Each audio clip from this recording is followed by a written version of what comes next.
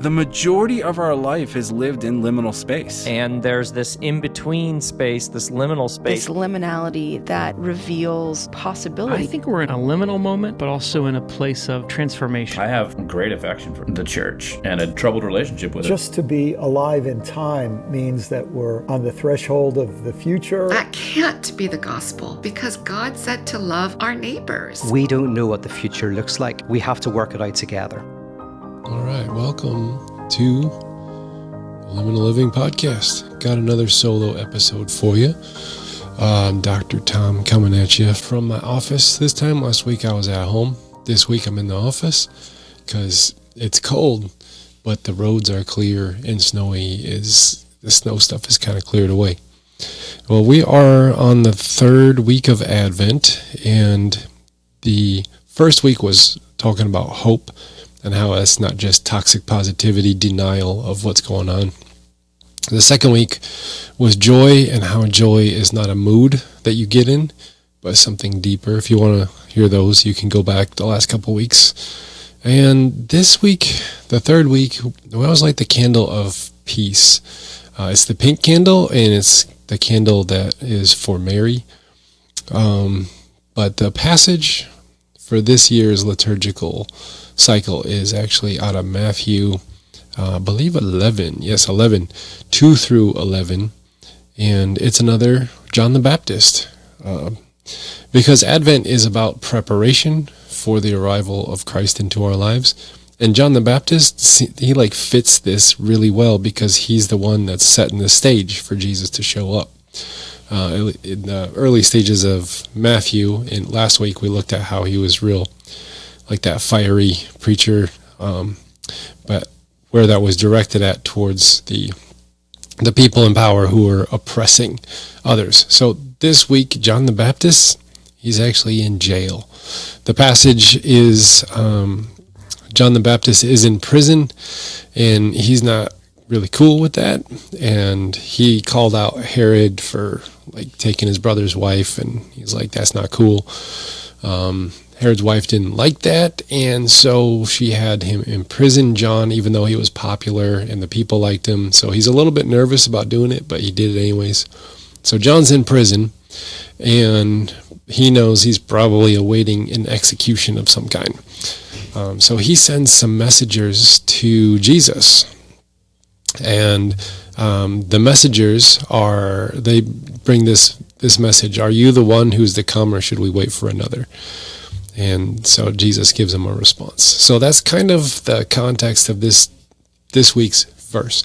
Before we dive into what's going on in this passage and how it translates into peace and the whole Christmas season and all that, had an interesting thing happen this last week. And this really has something to do with peace, because I definitely didn't feel any peace at all. I had just a lot of crazy, stressful things happen last week. One of those crazy, stressful things was that we had a planned power outage. We got a text and an email and a letter in the mail from our electric company, and they let us know, we have a planned power outage Friday from 11 p.m. It should be 6 hours, so plan accordingly. And the temperatures just happened to be plummeting that day. I think the wind chills was below zero, single digits below zero, -4, something like that. It's cold stuff, and it's snowing. And so this planned power outage, I put it in the calendar. I put it in my notifications. I reminded myself of it multiple times during the week. And I still forgot the day of. I should have got the generator out. I should have been planning in advance. I should have been doing all this stuff. But I forgot. And so we are concluding our day. We just decorated some stuff for Christmas, put up some more decorations. And so we plugged them in and we said, let's take a look at these. And we back up. And then the whole house goes black. We live in the country too, so there's no street lights outside. And when the power goes out, it's out and it's dark. And so the whole house is just pitch black. And as soon as it went out, I just went, oh, the planned outage. It's here. And I forgot. So grab my son and we go grab the generator. We have a whole hookup on the side of the house for the generator that can power a house in an outage. So we fill it up with gas and we pull it out of the garage and go to the side of the house. And it's cold. There's winds blowing. It's snowing. It's not really nice time to be outside. But we got to get the power back on. So we get it all set, and I grab the pull thing. I'm not an engine guy, so it's like the thing you yank on to spin the flywheel. That little cranker thing. I don't know what it's called. But I grab that, and I give it a tug, and that whole flywheel flies off the generator. Just the rivets gave out, and I'm just looking at, I'm like, what do I even do? Like normally I just give it a tug and off we go. And it just flew right off. And I'm like, oh, crap.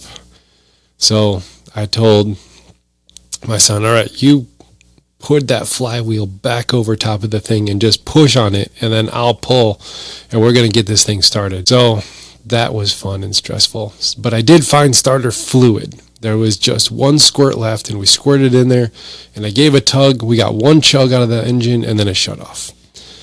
So then we spent another, I think we were out there an hour and a half just tugging on that cord, trying to get it started, and it wouldn't go. I was stressed, and I was kind of flipping out in my mind, and I'm like, oh, it's cold, and we got to... So I went in the house, and I'm like, okay, it's not going to get too cold in the house if we don't have heat for 6 hours. So we just kind of got bundled up and sent everyone to bed, and the next day, well, I stayed awake, and the power came back on at 3:30, so it was only out for 4 hours. And I made sure to get the pellet stove moving and turn off all the lights and all that kind of stuff, and then I fell asleep. Woke up the next day, didn't get enough sleep. You go to bed at like 4 and you wake up at 9 and you're groggy. And I remembered something, and I felt really stupid. Spending an hour and a half out in the cold and the snow, tugging on that pull start, and I forgot that when I turn off my generator, I cut the gasoline. There's a little knob, and you turn it, and it cuts off the gasoline flow from the tank to the engine, and then it just runs out. I forgot to open the gasoline back up. I felt so dumb. The next morning, I went and apologized to my son and my wife and everyone, and I'm just like, I feel so dumb right now. And I still haven't figured out if it starts because I don't want to go out there. But, oh my gosh, I felt so dumb. I did not feel at peace at all. And that was like Saturday. And the next day, on Sunday, I had to talk about peace to my congregation. I just got up and I'm like, I'll just tell y'all, I feel like a hypocrite talking about peace because I did not keep mine over the past weekend. But it still kind of fit because I talked about how peace wasn't just tranquility. Peace wasn't just calm. Peace wasn't just chill. Peace was something else. And so we looked at this passage of John the Baptist and everything. But then this week, I did experience something peaceful. And it was during some stressful times where I had some scheduled podcast recordings to happen this week, and I had to end up canceling them for a kind of a church, a little emergency that was happening at the church. So I had to cancel those. Plus we had the toy store happening. We take all these donations of toys, and then we open it up to the community, and they can come and shop for their kids for free, get free toys for Christmas. You know, it's just a cool thing our church has been doing for like 10 years. And so we had that happening while the emergency, so I had to cancel some things. And so I spent the afternoon, instead of planning and writing and recording and doing all this stuff, I was sitting in our toy store that was in our little hall with one of my friends from church, a volunteer. Her name was Sherry. And we were just chatting about Christmas movies and our favorite Christmas movies and why they were our favorites, and she exchanging different ones and making lists of ones that we should watch that we haven't seen that they recommended. And we spent like 3 hours in the store just chatting. And, people would come in and we'd let them shop for the presents for their kids and then head on out. And I mean shop as in like just you get to choose which ones. You don't have to pay anything, but you choose which ones you want for your kids. So they did that, and that was the most chill thing that happened all week. And I definitely felt peace in that moment. And so what is peace if it isn't the existence of tranquility? I wanted to look at this stuff because peace is not something that everything has to be perfect in order to experience it. Like we think that peace is just the absence of chaos. Like if things are not chaotic, then peace must be established. And I think this is kind of backwards, because if we were to dive into this passage from Matthew 11, I think we can make some a little bit more sense of this peace understanding. Like John the Baptist, he's a prophet in the desert. He's speaking out against the institution of oppressive government and religion, which Walter Brueggemann says that's the prophetic task, is to dismantle the world in front of us and then imagine the world as though God is in charge. And what does that look like? The prophet is supposed to paint the picture of what that looks like. Well, John the Baptist was imprisoned by King Herod for doing that very thing. And his expectation of the Messiah is a little bit off in Matthew. He's thinking that the Messiah is going to bring the fire of God's wrath upon the powerful and the wicked and incinerate them all. That's his sermon in Matthew 3 that we looked at last week. He was wrong about that. We talked about that last week. Now he's in prison, and he's imagining his release by this Messiah, King Jesus, who just also happens to be his cousin. So he's got all these ins. He's like, hey, I'm the forerunner of the Messiah. He's my family cousin that I've known forever. He's waiting for this connection that he has with, God's anointed, for the vindication moment. I was right. I said the right thing, yet I'm in prison for it. I need vindication. So John sends these messengers to Jesus, basically saying, when am I getting out of jail? And Jesus answers kind of cryptically. He says, go and tell John what you hear and see. The blind receive their sight, the lame walk, those with skin diseases are cleansed, the deaf hear, the dead are raised, and the poor have the good news brought to them. And blessed is anyone who takes no offense at me. That's Jesus' answer to when am I getting out of prison.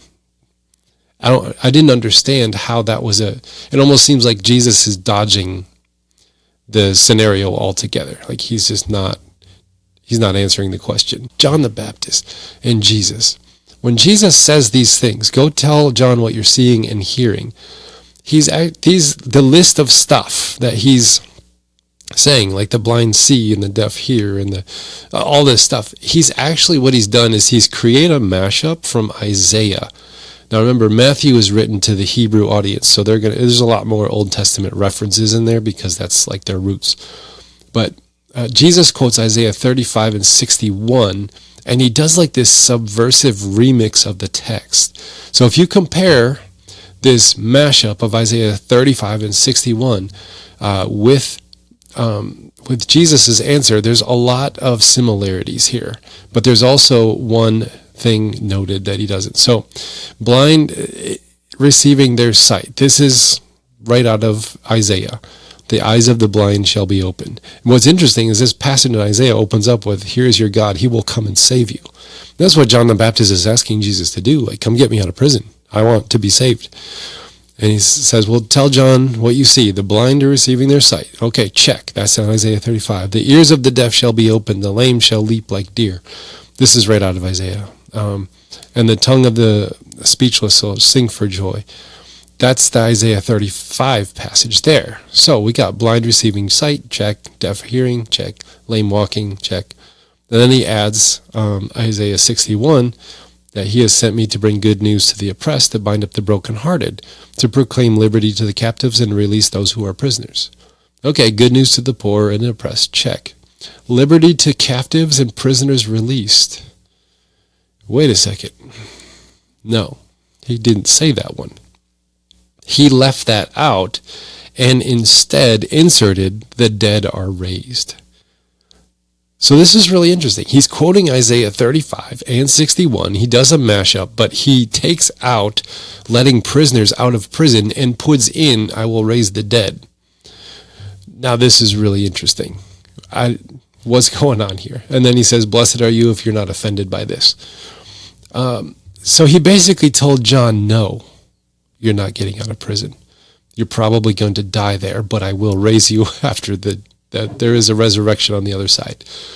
Now, this sounds very religious, like, ooh, that's very religious overtones of resurrection and life after death and hope and all this. But you have to tie this into the world that they're speaking in. The world that they're speaking inside of is very different. They're not the binary system of heaven and hell, those going to heaven and those going to hell. They don't have that binary system in place. They have a different binary system of there's Jews and then everybody else. That's the people in Matthew's gospel hear that. They have a different binary system. So replacing letting prisoners free with raising people from the dead is actually greater vindication and an act of God disarming the powers. This is something that's interesting. John is speaking out against the powers. The powers put him in prison for speaking out against them. And Jesus then says, I'm actually going to disarm the powers of the one tool they have to threaten you with, and that's to take your life. And so he says, I'm not going to let you out of prison because that would require me leading an army against Herod and against Rome, and that's the one thing I'm not going to do. Instead, I am going to I'm going to submit myself to the crucifixion and the injustice of that, and there's this whole... So there's something about liberation that Jesus is speaking on, not just theological truths about afterlife stuff, but there's liberation speak happening. And I love what Oscar Romero says. He says that peace is not the silent result of violent repression. Peace is the generous, tranquil contribution of all to the good of all. As that peace is not the silent result of violent repression. That's what the people are experiencing, of violent repression. And you can kind of see this. We think, just imagine something that you might encounter in your daily life. You walk into a room and there's a whole bunch of kids and they're all, being all crazy and energetic. And then, an adult figure walks in the room and then they scream at the kids, you better settle down and sit down and be quiet or else I'm going to blah, blah, blah. And then all the kids sit down and they're quiet and they're, oh my gosh, don't talk or they're going to, flip out on us. But we kind of say, oh, okay, now I can have some peace and quiet. That's actually not peace. It might be quiet, but it's not peace. That's violent repression. It might not be the, violence that is like a warlike thing, but it is an exercise of dominating authority in order to get a result. And I'm not speaking like we're not allowed to do that or not supposed to do that kind of stuff, but it's a repression. And we think that peace is never in service to any kind of oppression or repression. So the establishment of peace is not the establishment of like a conformity that says, if you don't, I'm going to do this. And then everyone's like, oh, we better. That's not peace. Like a lot of governments try to establish peace that way through, oppression and violence and domination and all that. A lot of wars are fought over that kind of stuff. And so peace is different than just an absence of conflict or the presence of everyone bending to your will to give you the peace and quiet you want. I think that peace is something that is something that's grounded in the reality of your everyday life. Like you can find it if you just slow down in the moment. And that's what I experienced. I didn't experience much peace when I was out trying to start the generator. But that was my own violent oppression of my expectations that I have to get this running or else I won't be able to, have a functioning house inside with heat and all this other stuff. But it ended up fine. It was only out for 4 hours and the house never got below 62 or something like that. So I was like, okay. but I was violently oppressing my own self with my own expectations, and I'm not going to experience peace that way. Peace doesn't happen that way. But then I gave myself permission to change my entire schedule for the day and sit down with, volunteer at a Christmas toy store. And all of a sudden it's like, oh, I got in touch with what actually is in the moment. And maybe you've experienced this, like you're a little stressed out and you're like, I need to go for a walk. I just need to get out, get some air, get some fresh air. Like, right? You're trying to reset the nervous system. And peace isn't tied to the nervous system, but a calmed nervous system can experience the peace that is. I think that's what I'm trying to say. Like, it already exists in the places that we are, but we don't have access to it because we're violently oppressing or repressing ourselves, or we're experiencing a violent oppression from the outside. But it exists at the foundational level of reality. And John the Baptist, he's not experiencing it because he's tied his peace to so many expectations outside of himself. And he's like, I will experience peace when all of these requirements are met.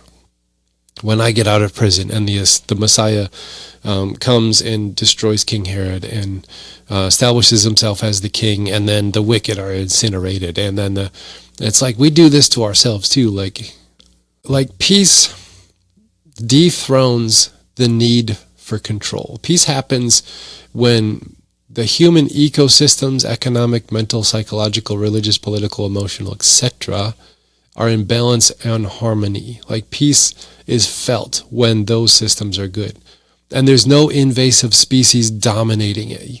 Like, if you look at what cancer is, like, cancer happens when certain cells in the body believe themselves to be more important than all the others, and they hijack the resources for themselves.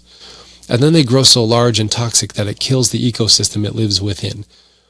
That's a good picture of like how power works, power structures, political and religious and all that. It's like, I deserve more than someone else because I'm more important or more worthy or more whatever. So I'm going to take more resources for myself. Now, peace isn't looking at people like John the Baptist who are in prison and saying, hey, don't rock the boat, right? Cancer cells are supposed to get all the resources. Just let them be, right? That's not peace. It's going to destroy everything. Peace can actually be a prophetic disruption of an unjust system. That's what John the Baptist has been doing. He's like rocking the boat and saying this isn't okay. Jesus does, praise him in this passage for that. But I think that there's this. We don't understand the concept of violence because we think that it's tied to weapons or whatever. But violence is so much more than just hurting another with a weapon or your bare hands or whatever. It's more. Now there's a pattern that I've seen in the Bible. Violence begins with inner fragmentation of the human person. On the inside, we're fragmented, we're not integrated, we don't know what to deal with. The Bible calls it sin. We make it sound more religious than it is. But really what we're talking about is that fragmentation of our inner person. We don't have an integrated inside and outside world. But instead of integrating ourselves into a unified person of peace, we attempt to seize by force what we can only receive through trust. So we organize ourselves around power structures that promise the perception of peace, and we pledge our loyalty towards it and then against whoever it declares as the enemy. And so this is what is, the Bible starts right off the bat and says that human sin exists. And I think that's the inner fragmentation of who we are, not just, different missteps morally or whatever. Doing this act is a sin. It's deeper than that. It's the actual spiritual, psychological, emotional fragmentation of us on the inside. And so instead of integrating ourselves into that unified whole person of peace, then we just grab by force what we want and then organize ourselves around power structures that promise to give us more of that. And then we have to become loyal to those power structures. And then whoever is against that power structure, those become our enemies. And if you look at how politics is played out in this country right now, like that's how it works. And guess what? That's how it's always worked. It's just amped up to 11 right now. But what happens is God's justice starts to break in and disrupt the false peace that's disguised as passive conformity.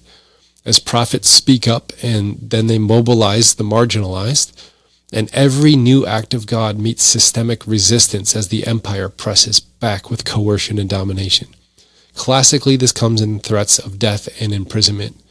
Like, you better, get on board. That was John the Baptist. Like, stop, calling me out for stealing my brother's wife. And John the Baptist is like, I will do no such thing. So he ends up in prison and then ends up getting beheaded later. Right? Now, some of the human heart can react in fear and then fall back in line. And then some of the human heart is always going to be resistant to slavery and demands liberation, or salvation is a word. But liberation is a better word, I think, for salvation in the Bible. But it refuses to settle for anything but peace. And so this is that next layer. The inner fragmentation. We organize ourselves around systems of power. And then all of a sudden that becomes oppressive, and then God's justice breaks in, when like Bob Dylan writes a song and mobilizes the marginalized, and like hippie movements happen, which they had the diagnosis correct. I don't know if they had the answers, but they had the diagnosis correct. And so then this new act of God starts mobilizing, and then the empire presses back. And like this is the story of humanity over and over again.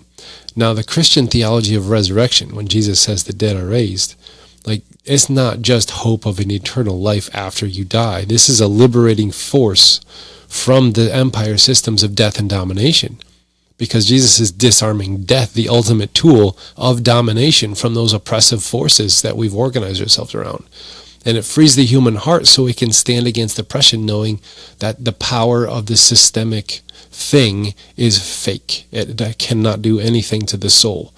And so, yes, it can imprison John, and yes, it can destroy John and his physical life, but Jesus promises resurrection on the other side. And this is why the martyrs of early Christianity were like, they were okay with being martyred in the Colosseums and whatnot, because they knew that death had lost its power, and they would stand up to the oppressive Roman governmental forces and gladly give their lives to it, because they're like, what is death? It's just the breakdown of this physical body, but I will continue on afterwards. And the forces of death always resist liberation, but the kingdom is always breaking in and disrupting oppressive power. And where the gospel threatens the systems of injustice, the unjust will respond with repression. And that's the way of all the martyrs. It's the way of John the Baptist. And the violence spoken of is both like this internal and external, because we have that inner fragmentation that's still eating away at us. But then we have this, there's the external oppressive forces, then we have our own internal critic. And there's this conflict inside of us between fear and love, and ego and surrender, and domination and compassion and all that stuff. And there's this battle that happens inside of us. And I think that the world is not saved through force, but by a change of consciousness altogether. Like, Jesus brings peace by bringing healing from the inside out. And both are essential, like inner healing of our greed and desire for domination and control, but also outer healings of the systems those in power built with their greed and domination. So that's what I think. Peace is not just the establishment of tranquility, but it's a force that we can tap into in the present moment that can stand up to oppressive forces that are trying to bring chaos into our lives. So I guess a reflection question you want to think about is, where has your expectation of what God ought to do caused blindness for what God is actually doing in your life? Let's think about that for a little bit. Because expectation, John had a lot of expectation of what the Messiah was going to do, and it was not met. Jesus did not meet those expectations, but Jesus was doing the kingdom work. But his expectation made him blind to what was actually happening. So it's right there in the narrative. And something you want to do to try and tap into the peace that exists in every moment, regardless of circumstances. to tap into that peace, there's something called breath prayer, or it's a breath meditation, and I learned how to do this a while ago. But you close your eyes and you inhale for 4 counts. You just breathe in, fill your lungs entirely, and then you count to 4 as you hold it there. And then you exhale for 6 counts. So you take 4 counts to inhale and fill your lungs entirely. You don't just suck it all in at once, but you count to 4 as you inhale. And then you hold your breath for 4 counts, and then you exhale for 6 counts. Because believe it or not, you have a nervous system. And this is actually how you can calm the nervous system down for a minute. And in the midst of chaos, you can tap into the peace that exists in the moment by just kind of calming some things down inside of you. So I think that's a little bit what peace is. Thanks for listening to me ramble for a while. I'm a little tired and flustered from my busy week, but those are some thoughts I have on peace. I hope they're helpful. Next week we'll look at love, and then we're going to run some reruns to get to the end of the year. Some of my favorite episodes from the this past year. I think you'll enjoy them, but I'm going to do some regrouping on the other side of this. So I'll catch you next week, and we'll post something cool. See you then.